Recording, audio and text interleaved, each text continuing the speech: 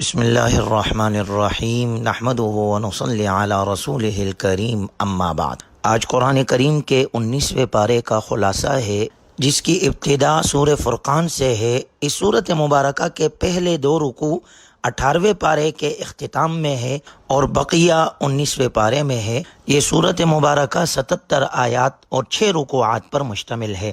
سورت کی ابتدا قرآن کریم کے ذکر سے ہوئی ہے۔ تبارک الذی نزل الفرقان علی عبدہ لیکون للعالمین نذیرا۔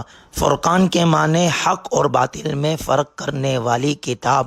قرآن کریم کے ناموں میں سے ایک نام فرقان بھی ہے کہ یہ حق اور باطل میں فرق کرنے والی کتاب ہے۔ اس سورت مبارکہ کے پہلے رکوع میں مشرکین کے مختلف قسم کے اعتراضات کا ذکر ہے۔ پہلے نمبر پر ایک گروہ اسے گزشتہ قوموں کے قصے اور کہانیاں قرار دیتا ہے۔ دوسرا گروہ اسے محمد صلی اللہ علیہ وسلم کا افتراء اور ایسی تخلیق کہتا ہے جس میں اہل کتاب نے آپ کے ساتھ تعاون کیا تھا، اور تیسرے گروہ کے خیال میں یہ واضح جادو تھا۔ قرآن کریم کے بعد صاحب قرآن یعنی رسول اللہ صلی اللہ علیہ وسلم کا تذکرہ ہے کہ ضدی اور حق سے دور لوگ آپ علیہ الصلاۃ والسلام کی تکذیب کرتے تھے۔ ان کا خیال یہ تھا کہ رسول بشر نہیں بلکہ فرشتہ ہوتا ہے، اور اگر بالفرض انسانوں میں سے کسی کو نبوت اور رسالت ملے بھی تو وہ دنیاوی اعتبار سے خوشحال لوگوں کو ملتی ہے، کسی غریب اور یتیم کو ہرگز نہیں مل سکتی۔ اللہ تبارک و تعالی نے ان کی خام خالیوں اور باطل گمانوں کی تردید واضح دلائل کے ساتھ کی ہے۔ چنانچہ دوسرے رکوع میں اللہ نے اس کے جوابات ذکر کیے۔ وَمَا أَرْسَلْنَا قَبْلَكَ مِنَ الْمُرْسَلِينَ إِلَّا إِنَّهُمْ لَيَأْكُلُونَ الطَّعَامَ وَيَمْشُونَ فِي الْأَسْوَاقِ وَجَعَلْنَا بَعْضَكُمْ لِبَعْضٍ فِتْنَةً، کہ آپ سے پہلے جتنے بھی رسول بھیجے گئے وہ سب کے سب انسان ہی تھے، ان کے ساتھ بشری تقاضے موجود تھے، اور انہوں نے اللہ کے احکامات پر عمل کیا، انسانوں کو اس کا حکم دیا۔ رسول اللہ صلی اللہ علیہ وسلم کی بشریت اہل باطل کے لیے آزمائش بن گئی ہے، اور اہل باطل کا ظلم و ستم اہل حق کے لیے آزمائش ہے۔ اللہ تعالیٰ سب کے طرز عمل کو دیکھ رہا ہے، اور عن قریب رب ذوالجلال حق اور باطل کے درمیان فیصلہ کر دے گا۔ اس کے بعد سورت کے تیسرے رکوع اور 19ویں پارے کے آغاز میں مشرکین کے اعتراضات اور لایعنی قسم کے مطالبات سے ہوتا ہے۔ مثال کے طور پہ وہ بعض اوقات کہتے تھے لولا انزل علینا الملائکۃ او نرى ربنا، ہم پر فرشتے کیوں نازل نہیں کیے جاتے، یا ایسا کیوں نہیں ہوتا کہ ہم اپنے پروردگار کو دیکھ لیں۔ اس کے جواب میں فرمایا گیا یوم یرون الملائکۃ لا بشری یومئذ للمجرمین ویقولون حجرا محجورا، فرشتوں کو یہ اس وقت دیکھ پائیں گے جب وہ ان کی روح قبض کرنے کے لیے آئیں گے، اور جب یہ فرشتوں کو دیکھ لیں گے تو ان کے لیے کوئی خوشخبری نہیں ہوگی۔ چونکہ قبولیت اعمال کی بنیادی شرط یعنی ایمان سے یہ خالی ہے، اس لیے قیامت کے دن ان کے اعمال بھی کسی کام نہیں آئیں گے، وہ خاک بن کر اڑ جائیں گے۔ وہ دن ان کے لیے بڑا سخت ثابت ہوگا، یہ ندامت کی وجہ سے اپنے ہاتھوں کو کاٹیں گے اور کہیں گے یا لیتنی اتخذت مع الرسول سبیلا، ہائے کاش ہم نے پیغمبر کا راستہ اختیار کیا ہوتا۔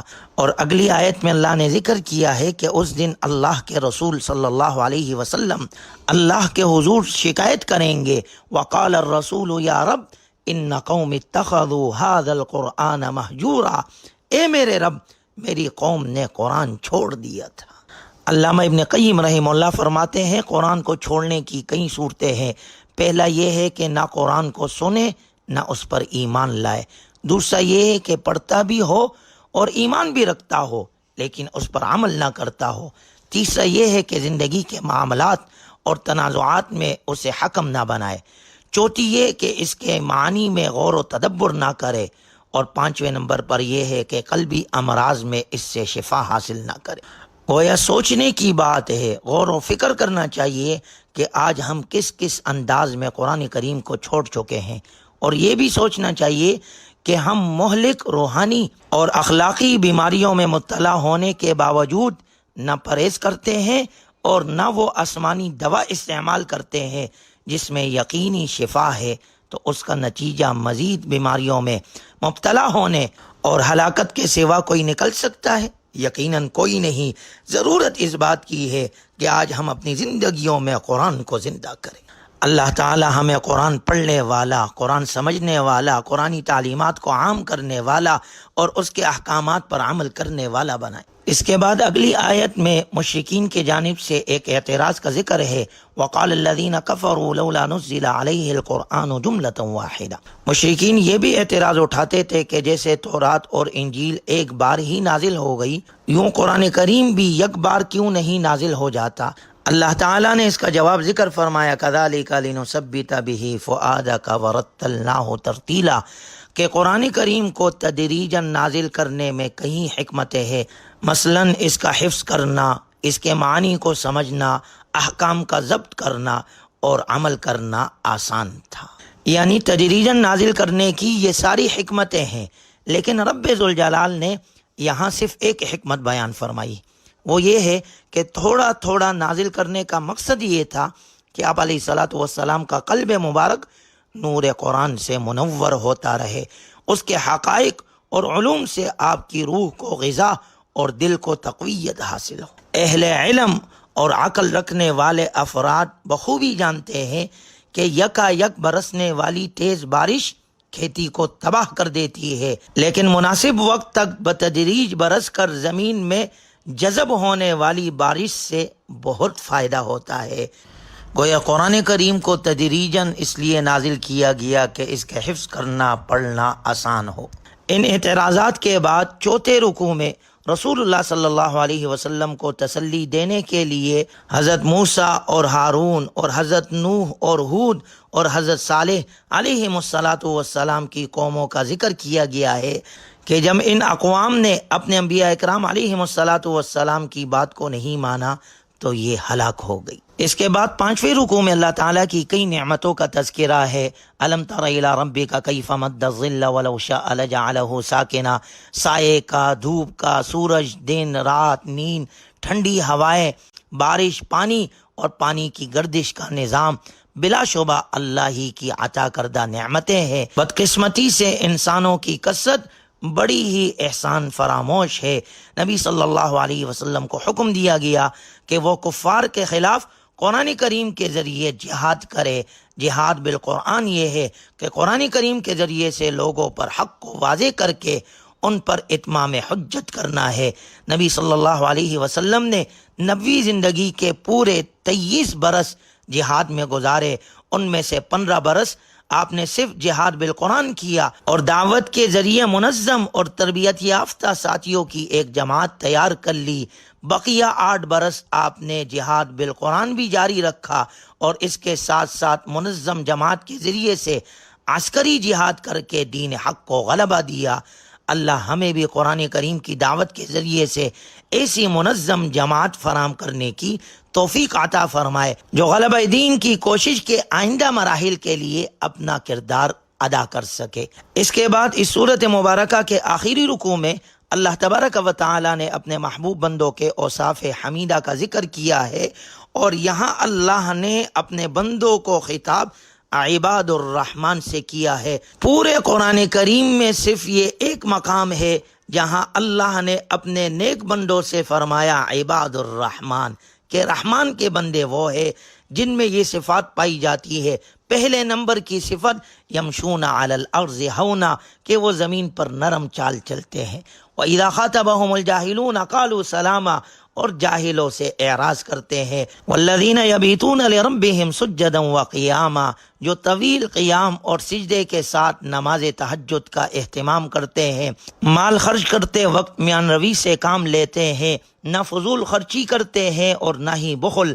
شرک سے مکمل اجتناب کرتے ہیں، قتل ناحق سے اپنے آپ کو بچا کر رکھتے ہیں، زنا اور بدکاری سے اپنے آپ کو بچا کر رکھتے ہیں اور جھوٹی گواہی سے اعتراض کرتے ہیں، گانا بجانے اور برائی کی مجالس سے پہلو تہی کرتے ہیں۔ اللہ تعالیٰ کی کتاب سن کر متاثر ہونا اور اس سے فائدہ اٹھانا ان کی شان ہے، اور اس کے ساتھ ساتھ اپنے رب سے دعا کرتے ہیں، ربنا ہب لنا من ازواجنا وذریاتنا قرۃ اعین وجعلنا للمتقین اماما۔ والد عام طور پر اپنے خاندان کا سربراہ ہوتا ہے، اس کو یہ دعا سکھلائی جا رہی ہے کہ بحیثیت والد کے یا بحیثیت شوہر کے مجھے اپنے بیوی کا بچوں کا سربراہ تو اے اللہ تو نے بنا دیا ہے، لیکن میری بیوی بچوں کو متقی اور پرہیزگار بنا دیجئے تاکہ میں پرہیزگاروں کا سربراہ بنوں، جو میری آنکھوں کی ٹھنڈک ہو، فاسق و فاجر لوگوں کا سربراہ نہ بنا جو میرے لیے عذاب بن جائے۔ جو لوگ اپنے گھر والوں کے رویے سے پریشان رہتے ہیں اور اپنے اولاد کی نافرمانی کا ذکر کرتے ہیں، انہیں یہ دعا ضرور مانگتے رہنا چاہیے۔ یہ سورہ فرقان کی آیت نمبر 74 ہے۔ اس کے بعد سورہ شعراء ہے جو 227 آیات اور 11 رکوعات پر مشتمل ہے۔ اس صورت مبارکہ میں متعدد انبیاء اکرام علیہم الصلاۃ کے قصے بیان کیے گئے ہیں۔ سب سے پہلے نمبر پر حضرت موسیٰ علیہ السلام کا ذکر ہے۔ وَإِذْ نَادَىٰ رَبُّكَ مُوسَىٰ أَنِ ائْتِ الْقَوْمَ الظَّالِمِينَ قَوْمَ فِرْعَوْنَ أَلَا يَتَّقُونَ۔ اللہ تبارک و تعالیٰ نے نبوت عطا فرما کر فرعون کے پاس جانے کا حکم دیا۔ آپ حکم باری تعالیٰ کی تعمیل میں خدائی کے اس جھوٹے دعوے دار کے دربار میں پہنچے۔ اس موقع پر فرعون اور آپ کے درمیان جو گفتگو ہوئی، فرعون نے سب سے پہلے اپنے احسانات ذکر کیے کہ میں نے تمہاری تربیت کی تھی۔ أَلَمْ نُرَبِّكَ فِينَا وَلِيدًا وَلَبِثْتَ فِينَا مِنْ عُمْرِكَ سِنِينَ۔ حضرت موسیٰ علیہ السلام نے فرمایا تمہیں احسان جتلانے کا کیسے حق پہنچتا ہے جبکہ تم نے میری قوم کو غلام بنا رکھا ہے۔ فرعون نے تکبر اور استہزاء کے ساتھ سوال کیا، وما رب العالمین، یہ رب العالمین کیا چیز ہے؟ حضرت موسیٰ علیہ السلام نے فرمایا رب وہ ہے رب السماوات والارض، جس نے آسمان و زمین کو پیدا کیا اور ان دونوں میں اسی کا حکم چلتا ہے۔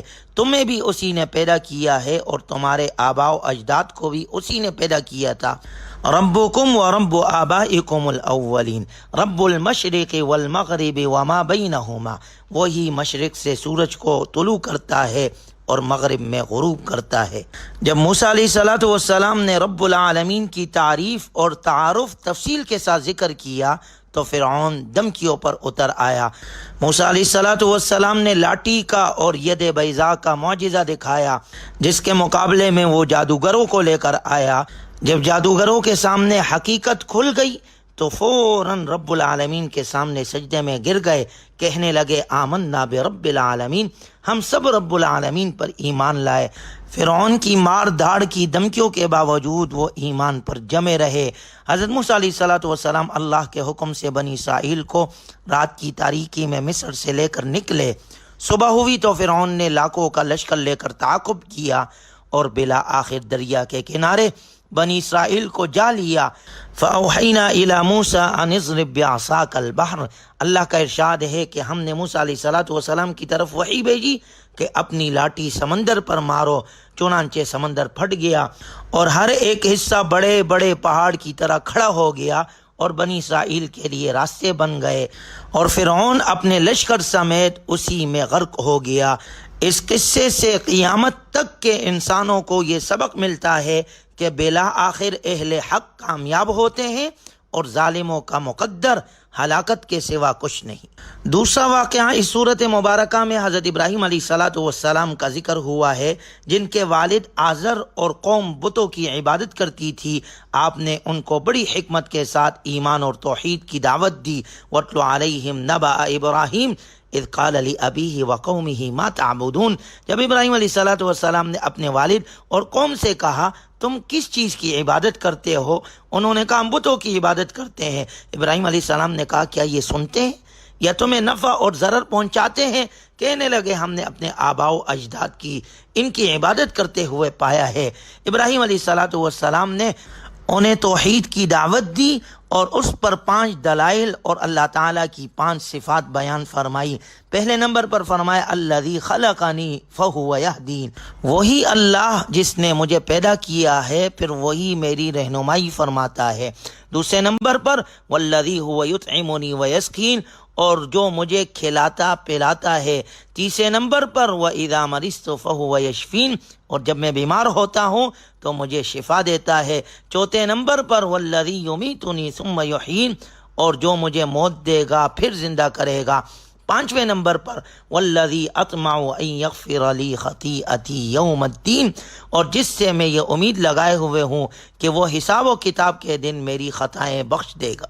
इन 5 सिफ़ात के मुकाबले में 5 दुआएं भी की जो कि कमाल ईमान और सिद्क़ व यकीन की निशानदही करती है। पहले नंबर पर रब्बि हबली हुक्मन व अलहिक़नी बिस्सालिहीन, ए मेरे रब मुझे हिकमत अता फरमा और मुझे नेक लोगों में शामिल फरमा ले। दूसरे नंबर पर वजअल्ली लिसान सिद्क़िन फ़िल आखिरीन, और आने वाली नस्लों में मेरे लिए वो ज़बानें पैदा फरमा दे जो मेरी सच्चाई की गवाही दे। तीसरे नंबर पर वजअल्नी मिन वरसति जन्नतिन नईम, और मुझे उन लोगों में से बना दे जो नेमतों वाली जन्नत के वारिस होंगे। चौथी दुआ वग़फ़िर लि अबी इन्नहु कान मिनज़्ज़ालिन, और मेरे वालिद की मग़फ़िरत फरमा, यकीनन वो गुमराह लोगों में से है। ये दुआ उस वक्त तक थी जबकि वालिद का कुफ्र पर इसरार आपके सामने वाज़े नहीं हुआ था। 5वें नंबर पर दुआ वला तुख़ज़िनी यौम युबअसून, और उस दिन मुझे रुसवा न करना जिस दिन लोगों को दोबारा जिंदा किया जाएगा। यानी गौर किया जाए कितनी शानदार दुआएं हैं जिसका हम भी एहतिमाम करने वाले हो। ये सूरह शुआरा की आयत नंबर 83 से लेके 87 तक 5वें रुकू में ये आयत है। हम भी इन दुआओं का एहतिमाम करने वाले हो। और फिर हज़रत इब्राहीम अलैहिस्सलातु वस्सलाम के किस्से से हमें ये सबक मिलता है कि इंसान को हर हाल में अल्लाह ही की तरफ मुतवज्जे होना चाहिए। तीसरा किस्सा हज़रत नूह अलैहिस्सलातु वस्सलाम का है, जिन्होंने अपनी कौम को 950 साल तक ईमान की दावत दी, लेकिन कौम ने हज़रत नूह अलैहिस्सलातु वस्सलाम की दावत ठुकरा दी, चुनांचे उन सब को गर्क कर दिया गया। इस किस्से से ये सबक मिलता है कि हिदायत उसी को मिलती है जिसे अल्लाह चाहे। चौथा किस्सा हज़रत हूद अलैहिस्सलातु वस्सलाम का है, जो कौम आद की तरफ मबऊस हुए। कौम आद जिस्मानी क़ुव्वत, उम्र की तवालत और खुशहाली के एतबार से दुनिया की एक नुमाया कौम थी। इन्होंने बग़ैर ज़रूरत के बड़े बड़े महल्लात तामीर कर रखे थे। इन्होंने भी ईमान की दावत को ठुकराया, चुनांचे इन पर भी अल्लाह का अज़ाब आकर रहा। इनके किस्से से ये नसीहत मिली कि फ़जूल खर्ची, नशो नुमा, बिला ज़रूरत तामीरात और तकब्बुर का अंजाम कभी भी अच्छा नहीं होता। 5वां किस्सा हज़रत सालेह अलैहिस्सलातु वस्सलाम का है, जो कौम समूद की तरफ मबऊस हुए। इनकी कौम को मादी वसाइल, रिज़्क़ की फरावानी और अमन व तहफ़्फ़ुज़ हासिल था। सरसब्ज़ बागात और बारोनक ज़मीनों में आबाद थे, लेकिन इन्होंने अल्लाह की नेमतों का शुक्र अदा न किया, चुनांचे इनको ज़लज़ले के ज़रिए से हलाक कर दिया गया। इनके किस्से से ये सबक मिलता है कि नाशुक्री करने वाली कौम का अंजाम यही होता है। 6ठे नंबर पर हज़रत लूत अलैहिस्सलातु वस्सलाम का वाक़या ज़िक्र है, जिनकी कौम फ़िस्क़ व फ़ुजूर, शहवत परस्ती और बदकारी में हद से बढ़ गई थी। वो ऐसा अमल करते थे जो उनसे पहले किसी ने नहीं किया था, जिससे हैवान भी नफरत करते हैं। जब ये कौम नाफरमानी में हद से तजावुज़ कर गई तो इन पर आसमान से पत्थरों की बारिश बरसी और उनका नामो निशान मिट गया। अल्लाह ताला दूसरे किस्सों की तरह इस किस्से के आखिर में भी फरमाते हैं, इन्ना फ़ी ज़ालिका लआया व मा काना अक्सरुहुम मुअमिनीन व इन्ना रब्बका लहुवल अज़ीज़ुर रहीम, बेशक इसमें निशानी है, इनमें अक्सर ईमान लाने वाले नहीं थे। निशानी और इबरत यही है कि नफसानी ख्वाहिशात की तकमील में हद से तजावुज़ करने वाली कौम और फ़र्द का अंजाम अच्छा नहीं होता। 7वें नंबर पर किस्सा हज़रत शुएब अलैहिस्सलातु वस्सलाम का है, जिनकी कौम को अल्लाह ताला ने मुख्तलिफ नेमतें अता फरमाई थी, घने जंगलात, इसी तरह बागात में फल और मीठे पानी के चश्मे, लेकिन ये अल्लाह की नाफरमानी में मुब्तला हो गए।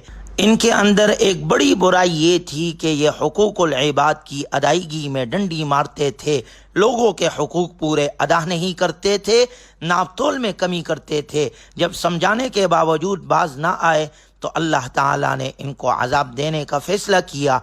कई दिन सख्त गर्मी रही, फिर बादल छा गए। ये लोग ठंडक के हुसूल के लिए बादल के नीचे जमा हो गए। बादलों से आग बरसने लगी, ज़मीन पर ज़लज़ला तारी हो गया और ये देखते ही देखते कोयला बनकर रह गए। कौम शुएब का वाक़या हमें ये सबक देता है कि हुकूकुल इबाद गज़ब करना अल्लाह के अज़ाब और गज़ब को दावत देने वाला अमल है।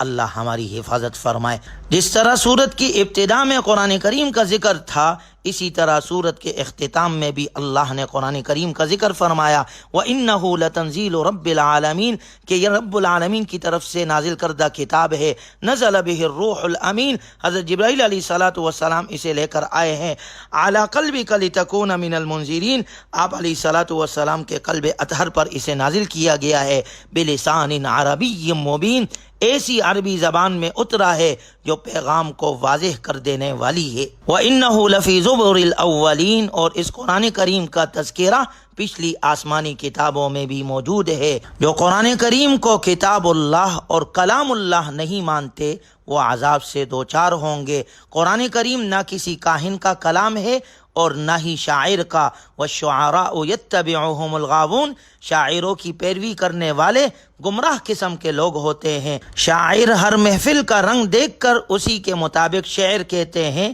تاکہ داد اور نذرانے وصول کر سکے۔ وہ دعوے بڑے بڑے کرتے ہیں لیکن عمل سے خالی ہوتے ہیں۔ اس کے برعکس نبی صلی اللہ علیہ وسلم کی پیروی کرنے والے انتہائی پارسا ہیں۔ آپ علیہ الصلاۃ والسلام ہر محفل میں ایک ہی دعوت پیش فرماتے ہیں اور لوگوں سے کسی اجر کے طلبگار نہیں۔ آپ صلی اللہ علیہ وسلم لوگوں کو جس بات کی دعوت دیتے ہیں سب سے پہلے خود اس پر عمل کرتے ہیں۔ البتہ کچھ نیک سیرت شاعر بھی ہوتے ہیں جو شریعت پر عمل کرتے ہیں، شاعری کے ذریعے سے اللہ کا ذکر اور اسلامی تعلیمات کی تبلیغ کرتے ہیں، اور اسلامی شاعر پر اعتراض کرنے والے شاعروں کی خبیث کلام کا منہ توڑ جواب دیتے ہیں۔ اس کے بعد سورہ نمل ہے جس کا ذکر انشاءاللہ اگلے درس میں کیا جائے گا۔ اللہ تعالی ہمیں قرآنی تعلیمات پر عمل کرنے کی توفیق نصیب فرمائے۔ وآخر دعوانا ان الحمد للہ رب العالمین۔